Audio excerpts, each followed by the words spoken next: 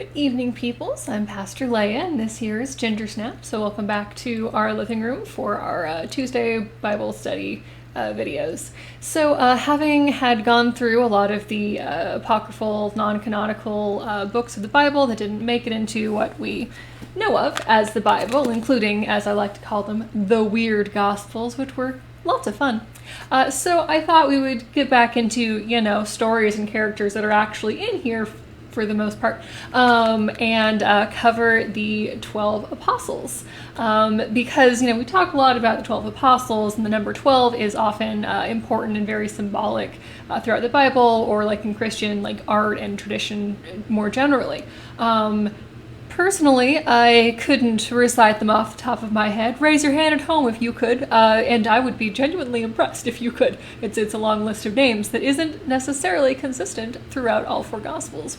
Anyway, so I thought we would go through them alphabetically because that made sense to my brain. So that means that tonight we start with Andrew, followed then by Bartholomew, James, son of Alphaeus, James, son of Zebedee, John, Judas Iscariot, Judas not Iscariot, only in the Gospel of John, Matthew, sometimes called Levi, Matthias, who replaces Judas Iscariot in the book of Acts, Nathaniel, also only in John, Peter, also called Simon, also called Cephas, because, he needs three names, Philip, Simon the Canaanite, Thaddeus, sometimes Lebbaeus, or Judas the Zealot in some translations, and then Thomas. So you might have noticed that was more than 12. I think that was 15. Anyway, so we're starting with Andrew tonight. So Andrew is named in all four Gospels, as well as the book of Acts. So I figure if you're keeping track of who really should count as one of the 12, Andrew is absolutely one of them. So interestingly, his name is Greek. It's not Hebrew, and it means something like manly or brave. So he was a fisherman like his younger brother Peter. I think it's interesting that Peter is usually, kind of the most famous of them all, but is the younger brother. So as myself, a younger sibling, this is interesting. Anyway, that the younger sibling should get all of the fame and glory. So I wanted to read. Ginger Snap, can we settle in, please? I know. Meow. Okay. I turn on the electric blanket if you want to sit there. You could, play with your catnip mouse. It's new. Okay. Play with the mouse. So from the Gospel of Matthew, the introduction of Andrew. Where did we? Cat. Okay. So chapter 4, verse 12. Now, when Jesus heard that John had been arrested, that's John the Baptist, he withdrew to Galilee. He left Nazareth and made his home in Capernaum by the sea, in the territory of Zebulun and Naphtali, so that what had been spoken through the prophet Isaiah might be fulfilled. Land of Zebulun, land of Naphtali, on the road by the sea, across the Jordan, Galilee of the Gentiles. Excuse you. The people who have sat in darkness have seen a great light. For those who sat in the region and shadow of death, light has dawned. From that time Jesus began to proclaim, "Repent, for the kingdom of heaven has come near." As he walked by the Sea of Galilee, he saw two brothers, Simon, who was called Peter, and Andrew, his brother, casting a net into the sea, for they were fishermen. And Jesus said to them, "Follow me, and I will make you fish for people." Immediately they left their nets and followed him. As he went from there, he saw two other brothers, James, son of Zebedee, and his brother John, in the boat with their father Zebedee, mending their nets, and he called them. Immediately they left the boat and their father and followed him. So that is the story of him being a fisherman in Matthew.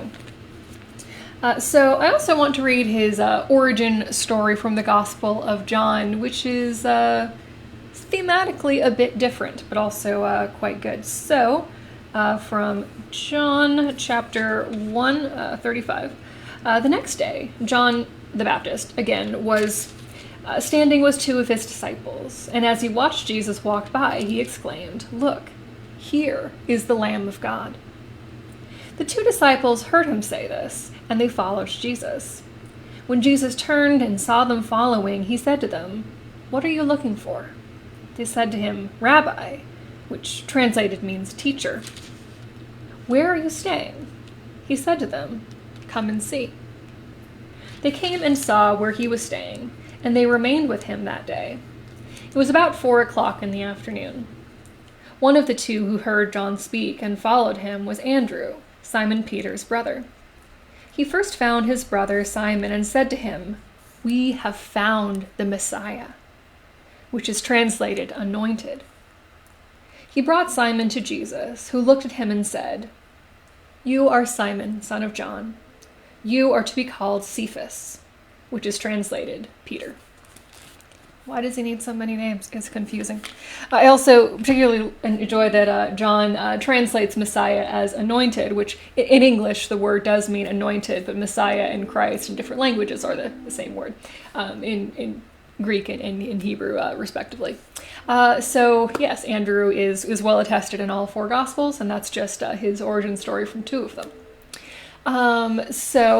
He's a fisherman, and so he catch a whole hunk load of fish, and so he follows Jesus, because Jesus is clearly very powerful, and so he's like one of the first people called, him and his brother.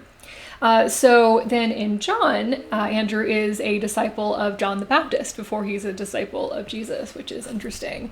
But he immediately recognizes Jesus as the Messiah, and so he is the first to follow him. So in the Byzantine church, his formal title is Protokletos. I probably should have looked at how to pronounce that, because my modern Greek is not the same as biblical Greek. Anyway, it means first called. Proto, obviously, would be first, and then kletos for called. So he is the patron saint of Ukraine, Romania, Russia, Barbados, which kind of stands out in this list, Austria, Germany, Luxembourg, the Netherlands, Spain, and Scotland. So we often know saints by the way that they died in Christian art. There tends to be dramatic legends about the deaths of these figures, and so how you tell people apart in art, because it's not like we've got photographs of any of these people. Obviously, they were far too early for that. So we tell them apart because they are often shown with something referencing the way that they died. So Andrew is, do you want to come back up? You're just going to meow at me. Is often shown with an X-shaped cross. In some early depictions, it's a Y-shaped cross, but more often an X-shaped cross. Because he was bound, not nailed, to an X-shaped cross instead of, the regular T-shaped cross like Jesus, because he didn't consider himself worthy to die in the same way as Jesus. Comes up again in another disciple story we'll get to. According to tradition, that happened in 60 AD in Greece, because a Roman governor of the area was like, there's a whole bunch of these Christian people, and I am concerned that there may be an uprising. I'm just gonna kill off their leader, because what could go wrong? And create a martyr. You might recognize St. Andrew's Cross, the flag of Scotland. So this would be the X-shaped cross. This. So it's harder to click through things when you're moving around on my lap, Ginger Snap. So we've talked about relics before as being literal remaining body parts of saints, or something that they used or blessed or touched or came into contact with. So there may or may not be a skull, a small finger, and literally the cross that he was executed on in a church in Greece. Whether that's entirely accurate, who knows? I was a bit lost in the history of what parts of him went where, when, and then were returned, and then brought back, and then sacked and stolen in any way. But depending on whether or not you believe this, a church in Greece has his skull. So according to legend, now we're out of the Bible, Andrew went to speak to more or less the area of Russia. And so his ship went off course and ran aground in Cyprus in Greece. So he hit some rocks with his staff, as you do, and out came a spring of healing water. And so the captain of the ship had been blind in one eye, like any good pirate. And so he used the water, and then he regained sight in both of his eyes. So allegedly, he traveled to what is now, in modern day maps, Turkey, Romania, Ukraine, and then when he preached in what is now Kiev, allegedly he prophesied the foundation of a great Christian city. So the spot where he made that prophecy is now a great big church in Kiev, which is a really great origin story for a church. Oh, hey, why is your church in this neighborhood? Well, St. Andrew the Apostle, direct and disciple of Jesus, he said in this exact spot that there would be a great city, and lo and behold, there's a great city, and anyway, that's why our church is here. Great origin story. Anyway, I kind of feel like that particular detail might be apocryphal, but I mean, is there necessarily hard evidence that the specific disciples went to which specific parts of the world? Not necessarily, but obviously the gospel did spread throughout Europe and Eastern Europe and, got throughout the world. So clearly somebody, one of the early Christians, did travel to Russia, generally this area. So maybe it was Andrew. I don't know. I mean, it's not really something that I would fight a historian on. Anyway, so he founded the Church of Byzantium, and so he was the first bishop of that church. So we're probably more familiar with Peter being the first bishop of the Roman Catholic Church. So in the Catholic tradition, all priests are appointed in direct succession of St. Peter, apostolic succession. And so in the Byzantine Orthodox Church, priests are appointed in succession of Andrew, his older brother. So the Feast of St. Andrew is November 30th, which is, of course, a big day in Scotland, bank holiday, etc. Schools often get it off. So anyway, in art, he's often shown as an older man, often with a great big white beard. But according to tradition, he lived to his late 50s. So, I mean, yeah, I guess that's older in the first century. I don't know if a full white beard is... That is neither here nor there. I'm not going to argue with, the great medieval Renaissance painters. And so he's most often shown with an X-shaped cross, or with fish or fish nets, because that is how he is found and called in the three of the Gospels. So because of that, he's the patron saint of fishermen and fishmongers and rope makers, sailors, boat people in kind of general. He's also the patron saint of singers, which is interesting. I wasn't exactly sure why, but that made it on a couple different lists that I came across today. He is the patron saint of unmarried women, so cool, go Andrew. But including specifically, maidens, single laywomen, spinsters, and old maids.